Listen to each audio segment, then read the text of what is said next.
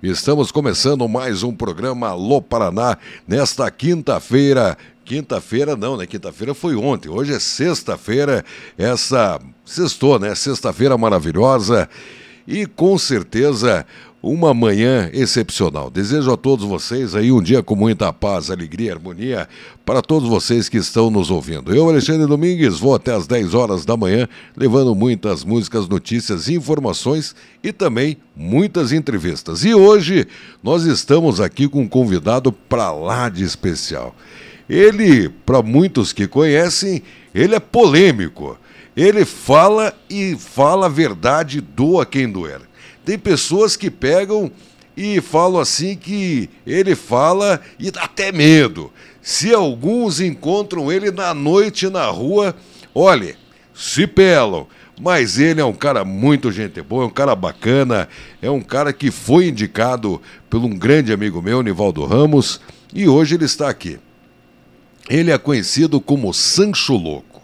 Quem já não viu os vídeos do Sancho nas redes sociais, no YouTube, ele participando de vários podcasts, ele que é policial militar e com certeza ele vai contar um pouco sobre a sua trajetória neste programa, nessa entrevista, e você vai ficar conhecendo um pouco mais sobre o Sancho. Ele com certeza que já está há 15 anos na Polícia Militar do Estado do Paraná, ele que faz e fez já um trabalho muito bacana, vai contar um pouco para os nossos ouvintes aqui do programa Alô Paraná. Sancho, bom dia. Bom dia, Alexandre, bom dia a todos os ouvintes, espectadores, uma ótima sexta para todos. Não é tudo isso, tá? Eu sou bem de boa, sou bem tranquilo. Mas, Sancho, me conta um pouco a sua trajetória de vida. Desde pequeno você já sonhava em ser polícia, porque o polícia, na verdade, desde pequeno sempre quis ser polícia, né? Não, a minha história ela é bem diferente. Ah, é diferente? Eu, quando criança, eu tinha um sonho de trabalhar em rádio e TV. Eu achava aquilo sensacional, né? Queria... aquele métier de show, passagem de som, de banda, essas coisas, era o que eu adorava. Eu adorava. Meus irmãos na época, né? O Som do Coxa, Vasquinho, Primavera, eles iam lá montar aparelhagem, por exemplo, para discotecagem, e eu acompanhava junto. Então, aquilo me fascinava, né? Porém, o meu pai, ele foi policial na década de 50. Eu sou filho do terceiro, ele teve um quarto casamento, e ele morreu com 93 anos, né? E 10 filhos, nenhum nunca seguiu a carreira policial. Não, velho baiano, né, bicho? Baiano não... Rapaz! Não assistia TV, né? Então, assim, dos 10 irmãos que eu tinha, ninguém nunca seguiu a carreira policial. E toda vez que eu ia visitar o meu pai, ele, cara, era o orgulho dele, pegar aquelas fotos, né, da década de 50 ali, ele fardado, ele mostrando... Policial militar. Ele foi... E aí eu lembro que daí, em paralelo, ele tinha um programa na rádio PRB2. B22, a Rádio Gol do Brasil. Que apresentava alguns talentos. Eu lembro uma foto dele... Melhor rádio do Paraná, até hoje. Então, e eu lembro que tinha uma foto dele, acho que é... Em Obelarminda e Sinhá... Sim, em Obelarminda e Sinhá Graciana. E aí, então... Eram duas situações, mas o que mais me encantava era a situação de rádio, né? Porém, chegou uma idade, eu estava com 25 anos, e falei, nunca fiz nada para agradar ele, vou fazer o concurso da polícia. E aí, esperei abrir, em 2009 abri o concurso, fui lá e fiz a prova. E não falei para ele, né? Não falei nada, que tinha feito a prova para o concurso da polícia e tal. E eu estava, bem honesto, cara, um tanto quanto descrente com o meu desempenho durante a prova. Porque eu trabalhava de manhã, eu entrava 10 da manhã na TV Transamérica e ficava até as 4 da tarde. Saía dali da Transamérica correndo, literalmente correndo, para entrar na TV Educativa e daí ficava até as 10 da noite lá. Aí saía de lá, ia trabalhar num estacionamento de uma balada, onde hoje é o Mais 55, era a antiga LIC. Sim. E aí trabalhava lá de manobrista. Então, eu era que nem aquele... do tempo da LIC. O Cris, né? Que o pai dele, o Júlio, tinha 3 empregos, literalmente Eu tinha os 3 empregos, então eu dormia muito pouco, que dirá então ter tempo para estudar. E eu fui fazer a prova e, cara, eu me bati pra caramba, extremamente cansado, não conseguia absorver o que eu estava lendo, né? Você lê, mas você não consegue entender. E aí eu fui fazendo a prova, precisei me ausentar várias vezes para lavar o rosto. Eu lembro que eu ficava que nem um retardado no banheiro fazendo polichinelo ou fazendo flexão para dar aquela oxigenada e voltar. Aí fiz a prova e aí esqueci de pegar o gabarito. Mas você estudou? Eu estudei em casa, aquelas apostilas que tinha. Você não estudou que nem concurseiro, que não, estuda 5 horas por dia, 10 horas por dia? Não, bicho, eu dormia em média 4 horas por dia. Era o tempo que eu tinha. Aí no intervalo que eu tinha do almoço, que eu dava uma papirada. Pô, eu pegava o ônibus, aí pegava o Interbairros e ia lendo no ônibus, era o tempo que eu tinha. Então, quando saiu o resultado, eu estava bem descrente. Isso saiu na Gazeta do Povo, né, classificação. E aí eu lembro que eram 1.000 vagas e tinha mais de 70 mil inscritos para esse concurso. Daí quando eu fui olhar lá a minha classificação, 383. Eu falei, caraca, tô dentro. E aí fui fazendo todos os exames e tal. E aí, depois que realmente eu fui classificado como apto, e aí para poder então começar o curso de formação, que eu fui avisar o meu pai. Aí, pô, o cara ficou amarradão, né? Tanto que eu tenho uma foto que é a minha formatura. Ele foi o meu meu padrinho de brasão, né? Colocou a divisa, trocou a minha divisa de aluno soldado para soldado a pronto, top, né? E aí, pô, é a foto que eu mais curto. Então, ali eu começo a minha carreira dentro da Polícia Militar. Nunca tive o sonho quando criança, não... você brinca uma vez ou outra, né? Quando criança, de polícia, bandido, aquela coisa, mas não era aquele lance que se torna uma obsessão, que pô, a criança quer uma fardinha, ela quer entrar na viatura. Eu não tinha muito essas coisas.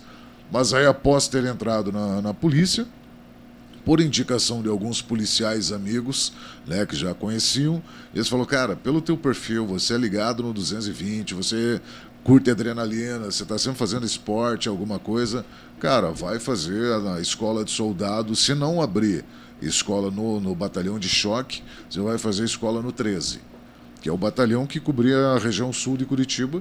Ele falou, é uma área que tem uma incidência, né, indicativos criminais altíssimos, e ali você vai aprender a trabalhar, e se você aprender a trabalhar nessa região ali, em qualquer lugar do estado, você vai conseguir trabalhar super de boa. E aí eu vou para a região do 13, fazer a minha escola nesse batalhão ali. O 13 é a região de São José, né? Não. Não? O 13 ele fica no Novo Mundo. Então Novo ele Mundo. atende desde aqui, né, da divisa do Água Verde até o Tatuquara. Antes o SIC pertencia ao 13. Então ali você tinha, né, altos índices de traficância, né, as pessoas no comércio de droga, na exploração do entorpecente, a situação de furto, né, para abastecer esse vício, principalmente faca na caveira mesmo, de roubo, né, as que a gente chama as ocorrências de vulto, roubo a comércio. Aí teve aquela época, o período que foi bem conturbado, que eram os ataques a caixas eletrônicos, né, os antigos, que os caras antes tinham... Hoje a gente vê que evoluiu muito essa modalidade de crime, né? Hoje ela já é considerada o domínio de grandes cidades, já não é nem mais novo cangaço. Mas antigamente os caras começavam, era uma situação assim até que quase cômica, né? Eles chegavam com picape, acorrentavam os caixas eletrônicos e arrancavam.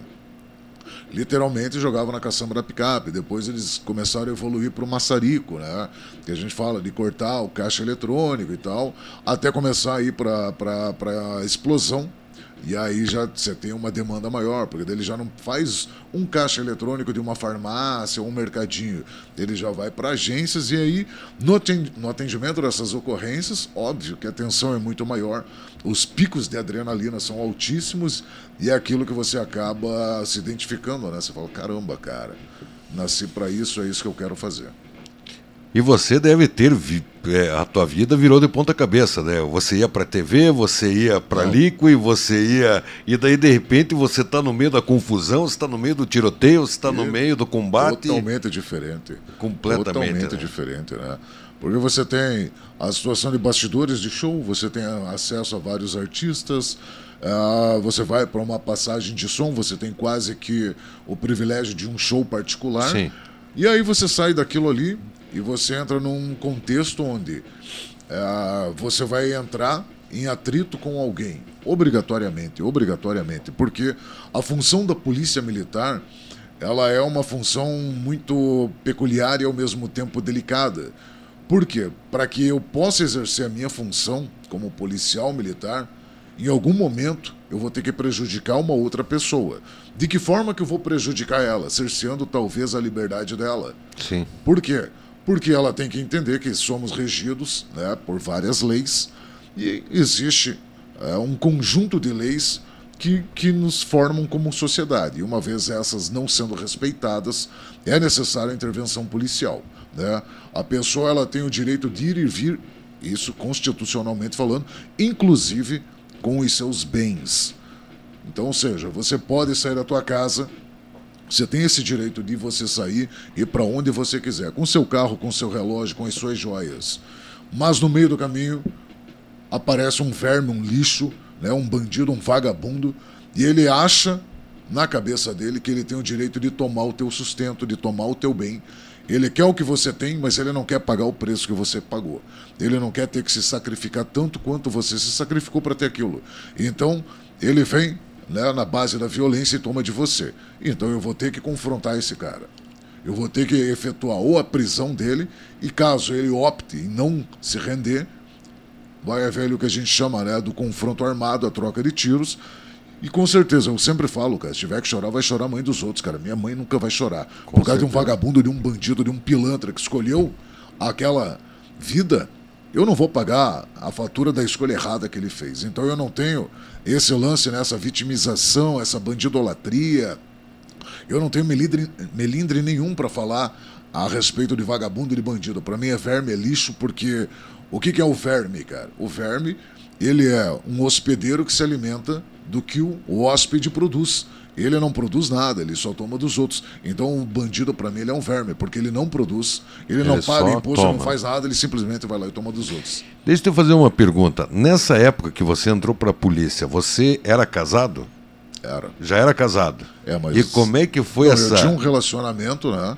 A gente morava junto, não era um casamento oficializado, mas era uma reunião, uma união estável. E você recebeu esse apoio?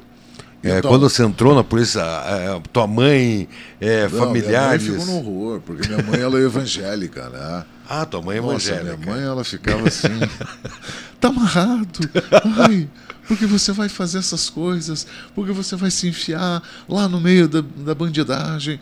Então ela ficou super preocupada, porque a minha vida, eu saí de uma situação que a gente vive, o que a gente sempre comenta, né? Que enquanto paisano, o que é um paisano? Aquela pessoa que não foi inserida no contexto militar, que ela não tem contato, né, com essa experiência policial que nós temos, ela não tem acesso ao lado cru, à realidade cru da vida.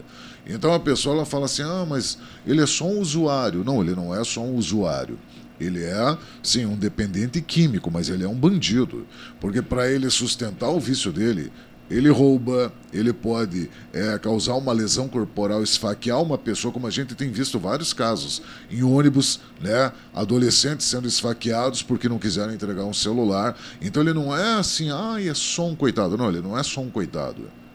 E as pessoas tendem isso. E aí quando você começa a mostrar essa realidade, as pessoas, nossa, mas eu não imaginava isso. Então eu saí dessa bolha, que eu não tinha contato com a violência, eu não tinha contato com esse lado mais podre do ser humano, porque aí você começa a ver muitas situações ali, principalmente na decorrência do atendimento de situações de tráfico de drogas. Pô, você vê ali, porque a indústria, né, principalmente a teledramaturgia, ela precisa valorizar em muito a situação que a pessoa está naquela vida porque ela é uma vítima da sociedade, que ela não teve escolha. E você pode ver toda vez, seja em novela ou filme, que aparece um bandido, que aparece um traficante, é um cara boa pinta, saradão, que pega geral. Ele é o exemplo do campeão, né? Que essas Cara, esses meios de... Não seria um meio de comunicação, mas seria essa indústria, né, da teledramaturgia, ela vende. E aí aparece o policial, aquela figura do cara escroto, do cara corrupto, do cara esculachado. Então eles precisam valorizar isso. Na realidade, como é que funciona? Quem que é o traficante? Cara, você entra lá, é uma miséria, cara. O cara, ele não tem dinheiro, a família tá na merda, o dinheiro que ele ganha não some, são pouquíssimas situações. Não tem nem um carro velho. Não, são pouquíssimas situações, Alexandre, que você olha para uma pessoa e fala, pô, mas o cara tem um padrão de vida elevado, né? A grande maioria é o que a gente fala, é ralé, o cara tá ali e ele, eu sou bandido, porque eu sou traficante. Bicho, o cara fica se pagando de brabo, daí na hora que tu entra, o cara parece uma cadela chorando, implorando, pelo amor de Deus, não me mata, eu tenho família. É vergonhoso. São situações que a gente não pode expor porque dá um B.O. do cacete, mas essa é a realidade que vivemos. Deixa eu te fazer uma pergunta. Daí você entra na polícia, você tá ali e tal, e começa a ver aquilo, e o primeiro combate, o primeiro tiroteio, o primeiro... E daí? Como é que foi a sensação, a adrenalina? Conta para nós, porque muita gente que está nos ouvindo nesse momento, muitos jovens, pessoas que querem fazer o concurso para a polícia, pessoas que batem no peito, não, porque eu quero ser polícia, eu quero ter poder, eu quero dar tiro, eu quero matar. E daí, de repente, você vive esse momento. E como é que foi depois desse momento? Como é que ficou a tua cabeça? A primeira situação que eu acompanhei, né, eu nunca tinha visto uma situação dessa, né, uma situação de você ter um confronto armado ali. Então, o que aconteceu? Eu estava ainda na época de formação, não havia passado a pronto, eu ainda era aluno soldado e fomos estagiar, e se eu não me engano era numa quinta-noite, eu entrei numa viatura, e aí a gente fala, né, as funções. Então, quando você entra num carro, a pessoa imaginar, é um carro particular, tem ali a função do motorista, ele é o segundo. O carona, no caso, é o primeiro. Ele é o comandante de equipe, o cara que fica sentado como carona. Que fica sentado como Esse é o comandante de equipe. Aí o motorista é o 02. Atrás do motorista, o passageiro que vai, né, no banco ali, logo atrás do motorista, é o terceiro homem. E atrás do comandante de equipe, né, o outro carona do banco de trás é o quarto homem. Então, existe uma hierarquia, né, na formação ali desse grupamento dentro de uma viatura, né? A patrulha sai e a composição seria essa. Quando é rádio patrulha, né, aquelas viaturas que só andam em dois, então diminui a fração. Tem o comandante de equipe e o motorista, né? E aí eu estava ali na função de quarto homem, estagiário, porque daí dentro dessa hierarquia cada um tem uma responsabilidade maior ou menor de acordo com a antiguidade, a função. E eu estava ali para aprender, então eu era o estagiário. Deu uma situação de um roubo, um veículo que tinha sido roubado, né, aqueles New Civic, eu lembro, a gente estava em 2010 ainda, zerado, ele foi roubado em Araucária e ele veio pelo contorno sentido SIC. E a gente estava aqui perto, um pouco mais para frente, aqui no terminal do Portão, e quando deu a situação que a gente fala, né, cantou prioridade. O que é cantar prioridade? Existe o Copom, que é a nossa central de atendimentos, existe ali a nossa central de rádio, e aí quando você pede um código, né, prioridade, ou seja, a situação que eu estou, ela precisa ter uma prioridade. Todos os demais param o que estão fazendo para dar ou acompanhamento ou apoio a essa ocorrência. E a viatura reportou que estava acompanhando esse carro, e aí a gente deslocou em apoio. Como que é o deslocamento? As pessoas não entendem.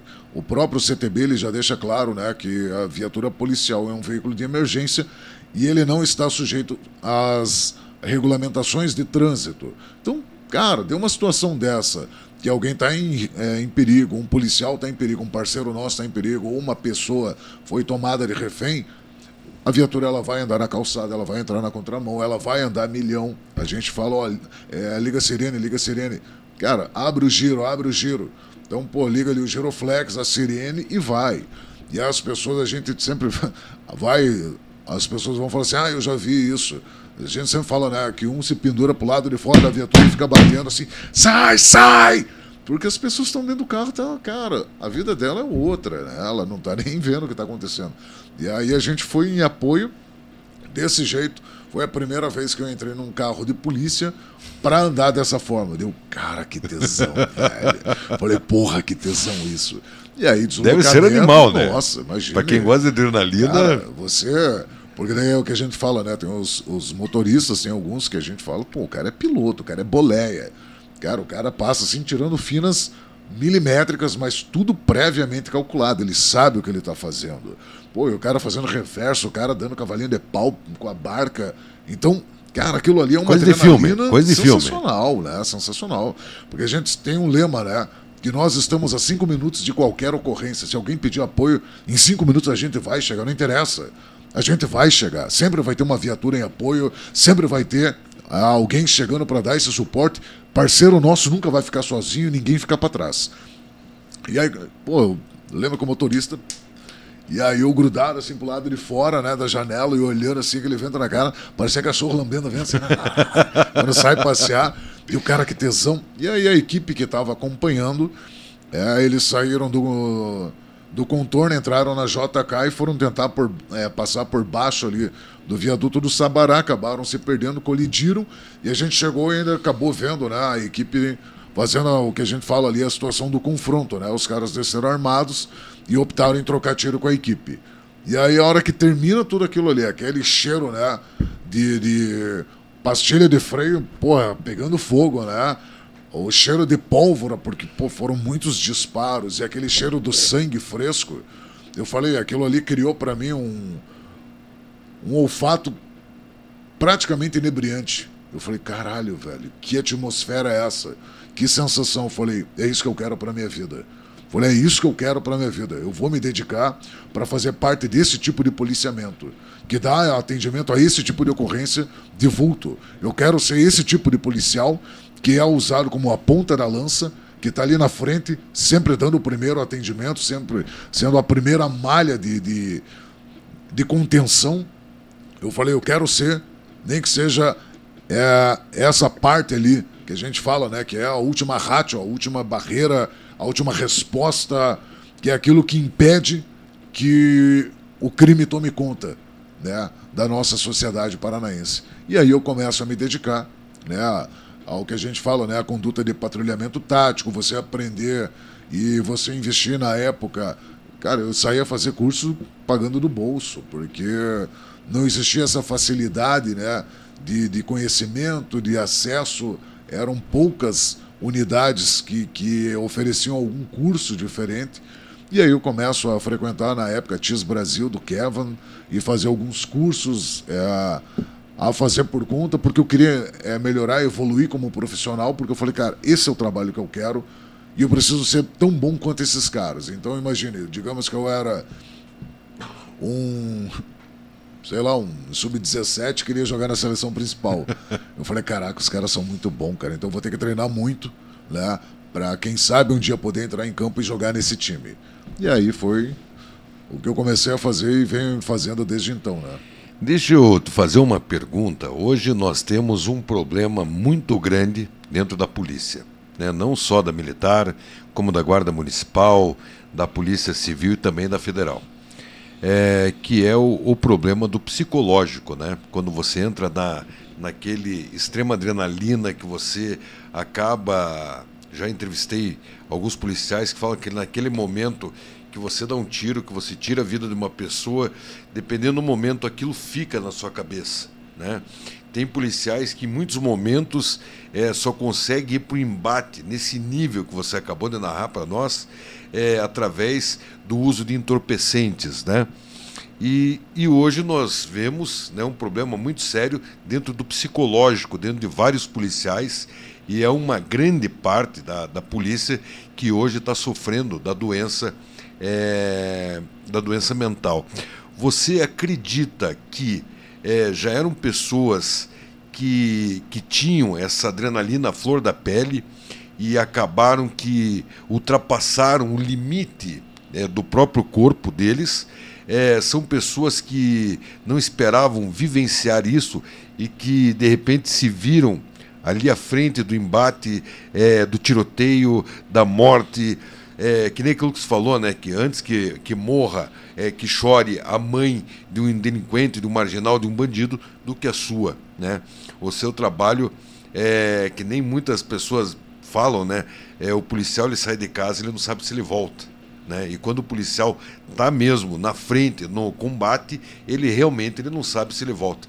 O que você acha que está acontecendo com a parte mental dos policiais?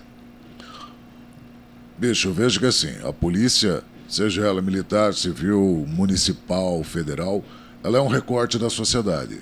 Você vai ter o preto, você vai ter o pobre, você vai ter o homossexual, você vai ter o correto, você vai ter o crente, o evangélico, perdão, o pessoal espírita, o pessoal de umbanda, você vai ter o corrupto. Então você vai ter todo tipo ali inserido, porque a pessoa faz um concurso e ela, passando, ela se torna ali apta e vai exercer a função. O que eu vejo? Que a sociedade em si hoje ela é diferente. A sociedade em si hoje ela não é capacitada, ela não é preparada para sofrer pressão. A partir do momento que você começa a exercer uma pressão sobre qualquer indivíduo, a tendência hoje é romantizar a fraqueza, é falar que o cara ele deve chorar, que ele pode sim ser sentimental. É uma frescura do cacete. Então, assim, como eu falei, a polícia ela é um recorte. Então você vai ter indivíduos com esse perfil. Um perfil, pessoas que foram mimadas, pessoas que cresceram sem nunca ter ouvido um não na vida. E ela não sabe lidar com a frustração de ser contrariada. Pessoas que nunca passaram por nenhuma pressão.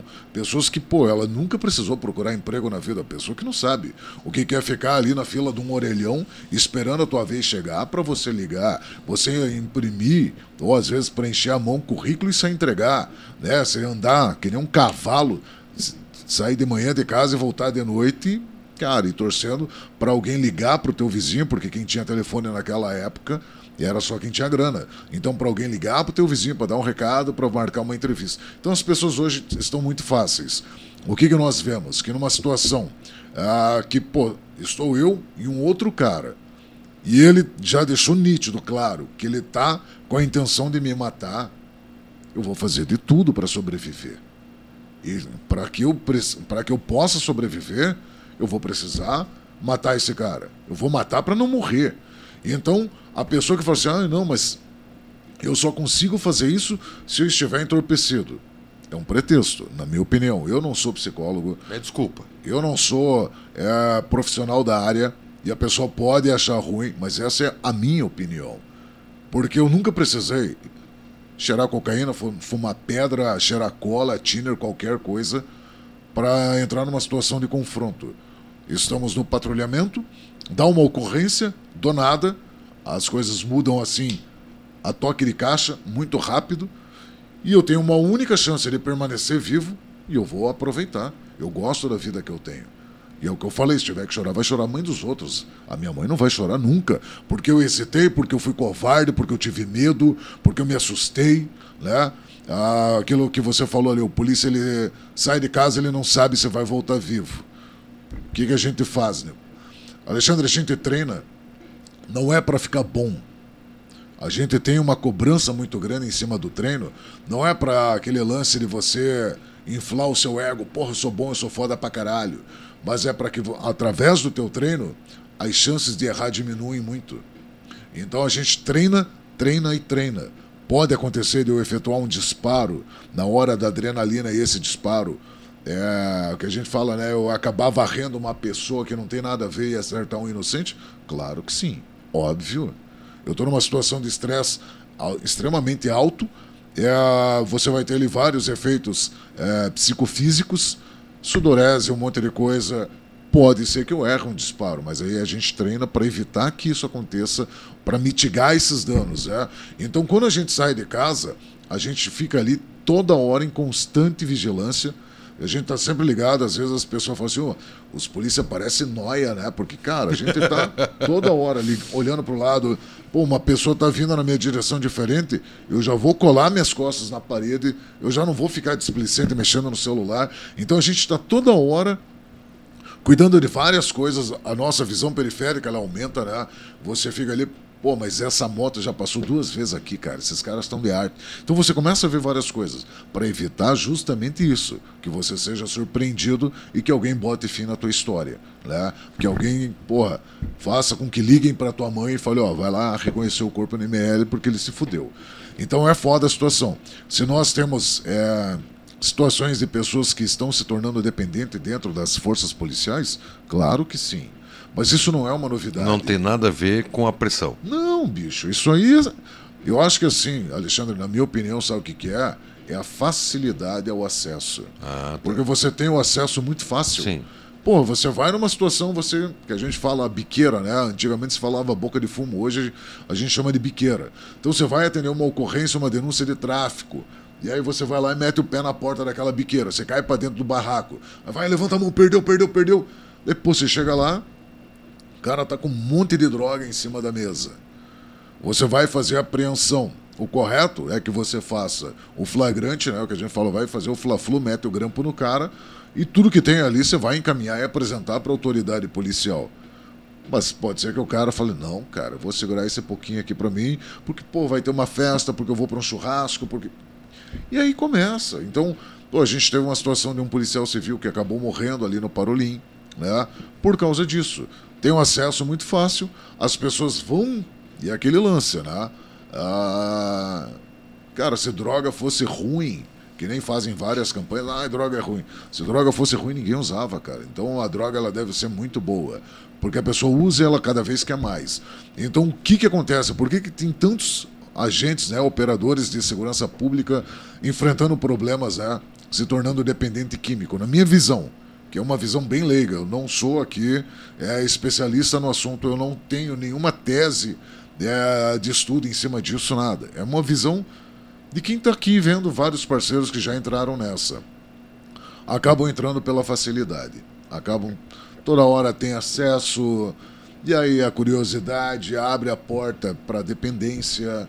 O cara, não, mas porra, bicho, vai ter um show, porra, não, mas é que eu queria curtir. Então, na minha humilde opinião, eu acho que assim, não tem nada a ver com a situação de estresse. A profissão, ela tem sim vários... não vou falar contras, né? Mas tem vários pormenores ali. Mas se fosse para colocar assim, todo mundo sofre pressão. Então, você teria que colocar, generalizar que todo policial ele usa droga para se manter na função.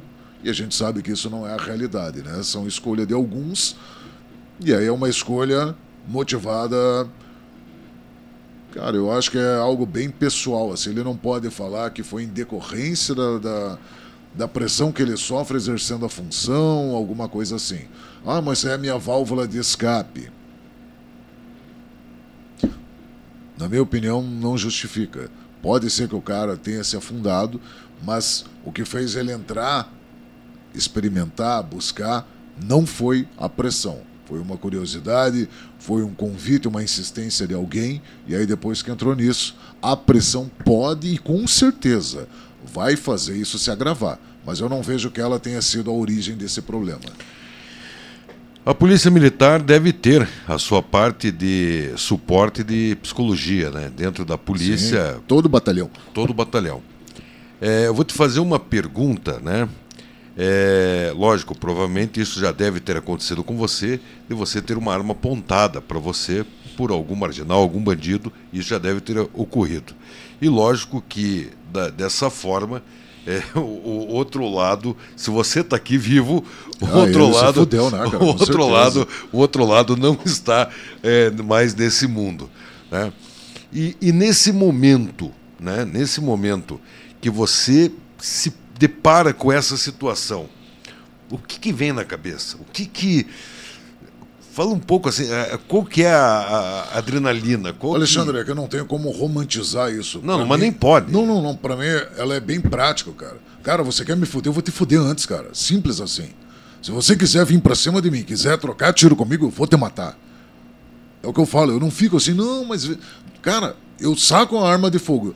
E se eu tiver que sacar uma arma de fogo e espetar, apontar para uma pessoa, eu não faço isso. É o que a gente fala, arma de fogo não é brinquedo. Apontou, atira. Toda vez que eu apontar para alguma pessoa, eu já tomei a decisão que ela vai morrer. cabe a ela me convencer que ela deve ficar viva ou não.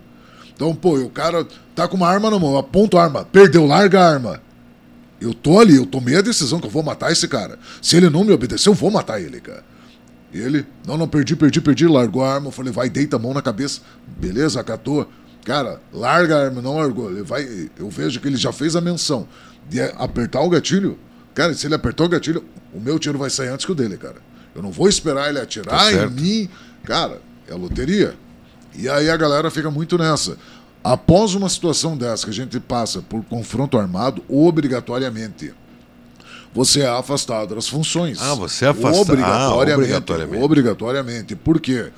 Porque existe vários estudos que comprovam que você fica no estado de alerta, a tua irritabilidade, você pode ficar sem dormir, porque, cara, você passou uma situação. Imagina assim, você está descendo para a praia com a tua família. Você está de boa na faixa da direita, tranquilaço. Uma carreta desce desgovernada pela faixa da esquerda e bate no teu carro. Você rola a ribanceira abaixo, capota aquela porra toda. Teu carro deu PT, tua família tá toda arrebentada, você tá todo fudido. Você vai sair dali, os traumas, as feridas físicas têm um tempo para cicatrização, mas é tua cabeça.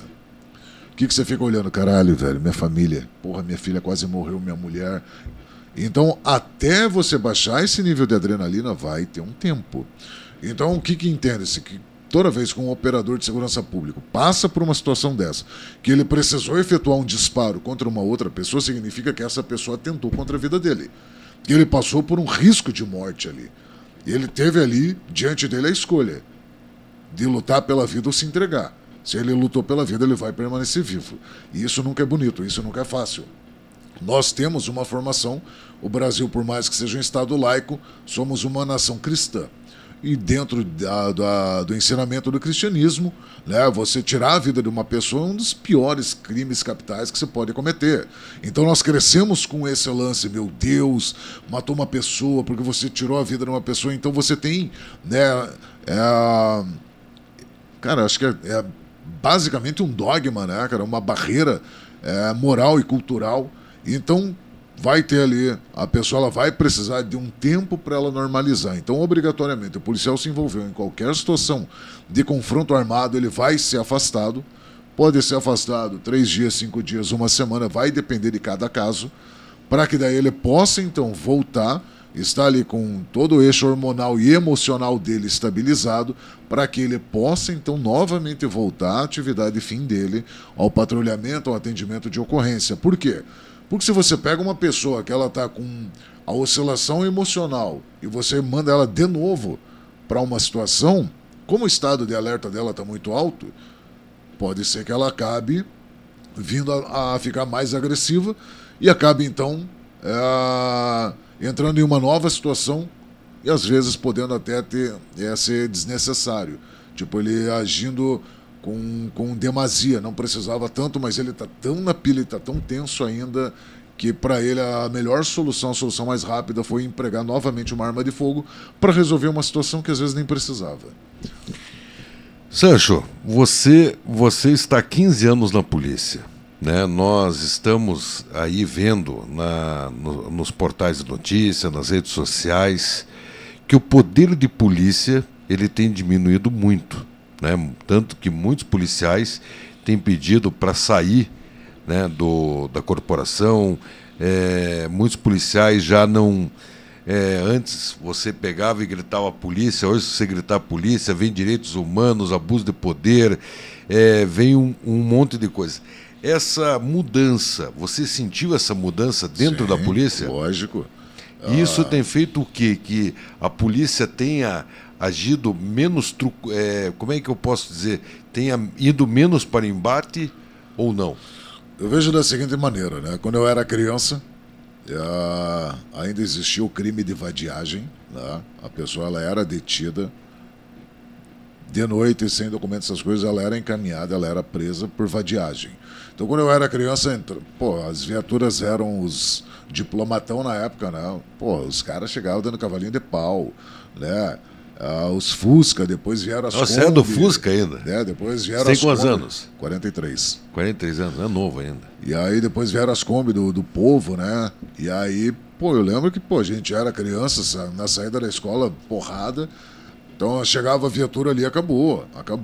Ai, se eu apanhasse do polícia, o polícia chegasse e me levar para casa na viatura para falar pro meu pai que eu estava brigando na saída da escola. Deus o livre. E hoje não, cara. Hoje o que acontece? Em qualquer situação, a pessoa ela tá descendo do ônibus, ela não viu o que aconteceu, o polícia tá lá enquadrando e o cara tá se folgando. A pessoa já cata o celular. Pra que isso, polícia? Pra que, coitado do rapaz? É trabalhador. Ela acabou de descer do ônibus, ela não sabe o que está acontecendo, mas ela quer o que a gente fala, peruar, né? Ela quer se meter, ela quer ir lá. Daí você vai numa situação... quer ver uns locais assim, cara, que você fazer a prisão, né? A detenção de traficantes ali, de pessoas que estão vendendo drogas. Vila Nossa Senhora da Luz, Parolim, Vila Torres... que você vai fazer, geralmente são os menores que estão ali, que a gente fala na pista vendendo, aí você faz a abordagem, você pega ele, né, com aquela configuração do crime, do tráfico, né, ele tá com entorpecente fracionado, devidamente embalado, ele tá com dinheiro, tá ali, né, você viu ele entregando, tem o consumidor, tá a configuração do tráfico montada, você vai fazer a prisão dele, ele começa a gritar.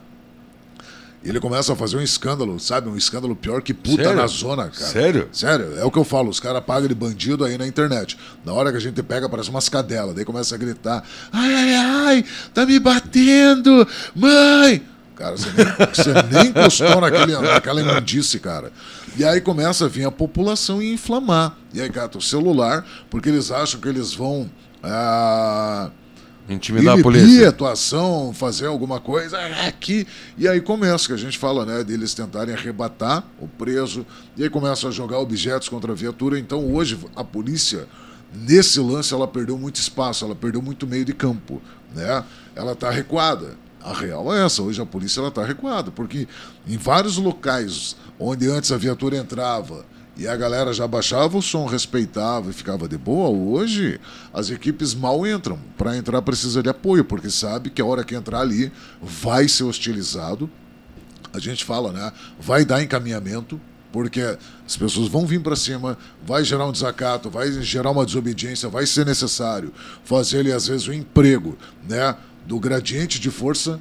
Vai ser necessário, às vezes, usar ali um espargidor de agente químico, né? O famoso spray de pimenta, um bastão, alguma coisa para que aquela situação ali ela volte, né, a permanecer tranquila, para que seja restabelecida a paz e a ordem.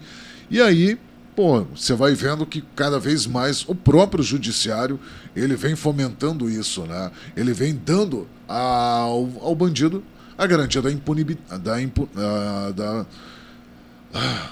da falta da punição, né? Ele vai ficar ali com essa certeza que ele vai fazer e não vai acontecer nada. Então hoje, para você exercer a profissão de policial, seja ele militar, civil, municipal ou federal, eu vejo que você tem que ter muito o lance da vocação. Porque em algum momento pode ser que o judiciário ele te frustre com a falta, né, da aplicabilidade correta da lei, com o relaxamento de uma prisão, algo assim, mas é o teu caráter, a tua convicção que você fez a sua parte e você vai continuar fazendo, mesmo que isso se traduza em apenas enxugar gelo.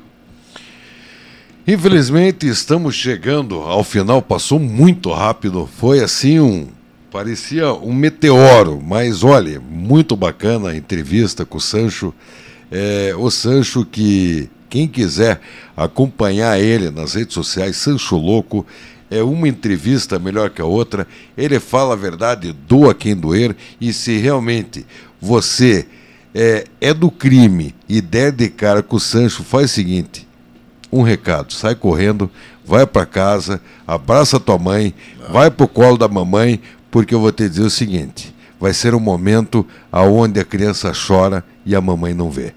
Sancho, muito obrigado. Deixo aberto aqui os microfones da Rádio Paraná Oficial.